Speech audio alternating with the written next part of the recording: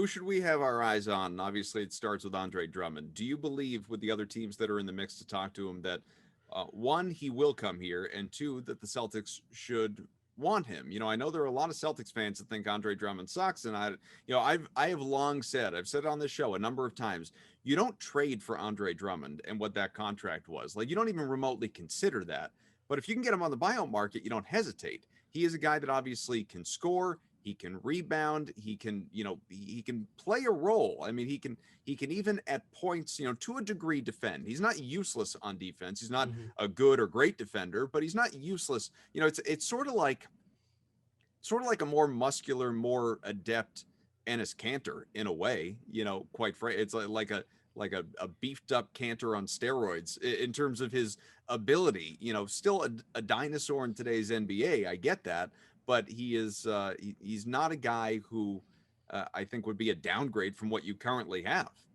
Yeah, I wrote a piece for Celtics blog last year when it was, Boston's maybe interested in trading for Drummond when he was still on the Pistons, where I was like, absolutely not. So I'm exactly, I think, in the same place you are. So correct me if I'm wrong, but like you said, trading for Andre Drummond, major mistake. Not a chance, especially since people I don't think fully understood he didn't fit into the TPE.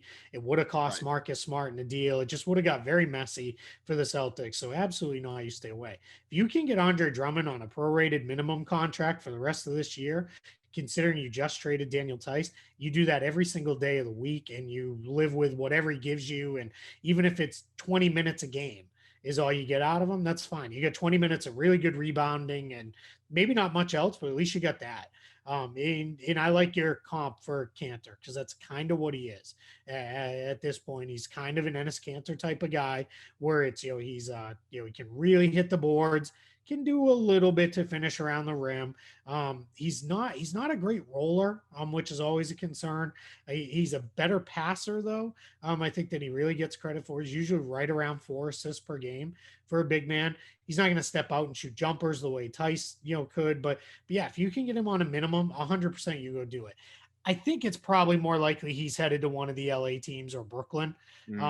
But that just seems to be the way that what makes more sense.